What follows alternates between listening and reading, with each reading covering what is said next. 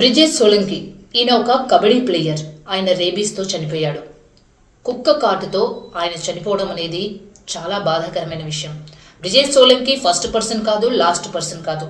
ఏదో ఒక ప్లేస్లో ఏదో ఒక టైంలో జరుగుతూనే ఉన్నాయి ఇలాంటి ఇన్సిడెంట్స్. కానీ మనకి ఫస్ట్ అవేర్నెస్ రావాల్సిన అవసరం ఎంతైనా ఉంది. ఈ టైంలో, ఈ జనరేషన్లో ప్రతి ఒక్కరికి ఫోన్ అందుబాటులో ఉంటుంది. డాక్టర్స్ అందరూ కూడా చెప్తూనే ఉన్నారు, రేబీస్ వస్తే ఎలాంటి ప్రికాషన్స్ తీసుకోవాలి, ఏమవుతుంది అనేది కూడా తెలుసు. కానీ ఒక కబడ్డీ ప్లేయర్, రాష్ట్ర స్థాయి ప్లేయర్కి కూడా రేబీస్ వస్తుందని ఆయన కూడా అనుకోలేకపోయాడు. నిజంగా అన్ఫార్చునేట్ ఇది. ఆయన కాపాడిన కుక్క పిల్లే ఆయన ప్రాణం తీస్తుందని ఆయన కూడా అనుకోలేదు. ట్రైనింగ్లో భాగంగా ఆయన యూపీలో ఉంటాడు, వేరే గ్రామానికి వెళ్ళాడు.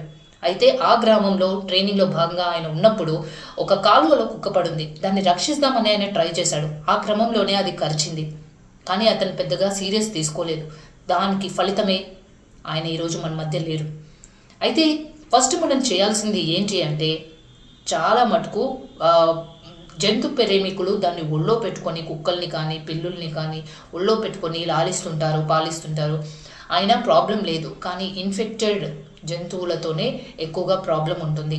లిజా వైరస్ అనేది జంతువుల దగ్గర ఉంటుంది. 99% ఈ లిజా వైరస్తోనే హ్యూమన్ బీయింగ్స్ ఎఫెక్ట్ అవుతున్నారని WHO చెప్పింది. WHO లెక్కల ప్రకారం ప్రతి సంవత్సరం 55,000 మంది చనిపోతున్నారు ఇదే వైరస్తో. అందులో ఇండియాలో 15 నుంచి 20,000 మంది చనిపోతున్నారు. దట్టు 60% పర్సంటేజ్ వల్నరబుల్ పర్సంటేజ్ చిల్డ్రనే ఉంటున్నారు. దట్టు 15 years లోపు వాళ్ళు. పిల్లలకి తెలియదు. చాలామందికి పెద్దవాళ్ళకి తెలిసినంత పిల్లలకు తెలియదు కాబట్టి వాళ్ళు ఆడుకుంటూ ఉంటారు కుక్కలతో, పిల్లులతో. కానీ వాటి వల్ల ప్రాణాంతకం ఉంది. ఇతను ఫస్ట్ కలిసిన తర్వాత లైట్ తీసుకున్నాడు. జూన్ 26 నాడు కండిషన్ సీరియస్ అయిపోయింది. వాళ్ళ తమ్ముడు సందీప్ హాస్పిటల్ తీసుకువెళ్తే మా అన్నయ్య నీళ్లు తాగలేకపోతున్నాడు ఎందుకని చెప్తే, కుక్క గడిచిందా ఏంటని డీటెయిల్స్ తెలుసుకున్నాక ఇది రేబీస్, మీరు ఇమ్మీడియట్గా ఢిల్లీకి తీసుకెళ్ళాలి అని చెప్పేసి డాక్టర్ చెప్పారు. అతనికి అప్పుడే ఎక్కడైతే వేలికి కరిచిందో అక్కడ నమ్నెస్ వచ్చేసింది. ఆ వేలికి నమ్నెస్తో పాటు చిల్డ్ ఫీవర్, వణకడము, నీళ్లు చూస్తే భయం కావడము, హైడ్రోఫోబియా అంటారు డాక్టర్స్ దీన్ని. నీళ్లు చూస్తే భయం కావడము, గాలిని చూస్తే భయపడ్డము, ఇదంతా కూడా బ్రిజేష్ చేశాడని వాళ్ళ తమ్ముడు చెప్పారు. తర్వాత వాళ్ళు ఢిల్లీకి తీసుకెళ్లిన పరిస్థితి అప్పటికే చేయి దాటిపోయింది. ఏం చేయాలో అర్థం కాని సిచ్యువేషన్. రేబీస్ వస్తే దానికి మందు అనేదే లేదు. ఇది డాక్టర్స్ కూడా చెప్తున్నారు. మళ్ళీ ఒకసారి రేబీస్ వస్తే మందు లేదు, చావే గత్యంతరం అంటారు. అవును, నర్వస్ సిస్టమ్ పైనే ఇది ఎఫెక్ట్ చేస్తుంది. నర్వస్ సిస్టమ్ నుంచి బ్రెయిన్ నుంచి కార్టిజాల్ నుంచి సెరిబ్రల్ కార్టెక్స్, అక్కడ నుంచి బ్రెయిన్ స్టెమ్ని దెబ్బతీస్తుంది.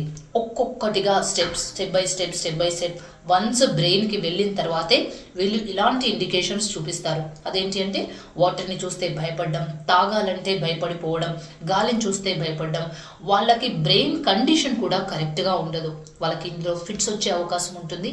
అప్పుడే చనిపోయే ప్రమాదం కూడా ఉంది.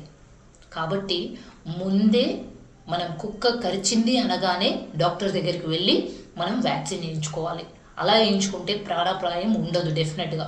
ఎందుకంటే అది బ్రెయిన్ వరకు వెళ్ళనీయదు వైరస్ని. కాబట్టి we are free and safe.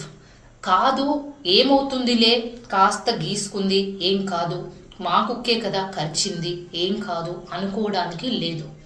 Infected ఉన్న ఏ యానిమల్ బయట వీధిలో తిరిగే వాటికి అన్నిటికీ స్టెరిలైజ్ చేస్తున్న గవర్నమెంట్ అంటే చెప్పలేం. కాబట్టి మన సేఫ్టీలో మనం ఉండాల్సిందే. మన పిల్లలకు కూడా చెప్పాలి, మీకు ఏదైనా ప్రాబ్లం ఉంటే, కుక్క కరిచిందా లేకపోతే రక్కిందా ఏదైనా ఉన్నా మీరు ఖచ్చితంగా ఇంట్లో చెప్పండి. మిమ్మల్ని ఏమనమని పిల్లలకు కూడా భరోసా ఇవ్వాలి. ఎందుకంటే ఒక అబ్బాయి, సుభాష్ అనే అబ్బాయి ఆడుకుంటూ ఫ్రెండ్స్తో వెళ్ళినప్పుడు కుక్క కరిచింది.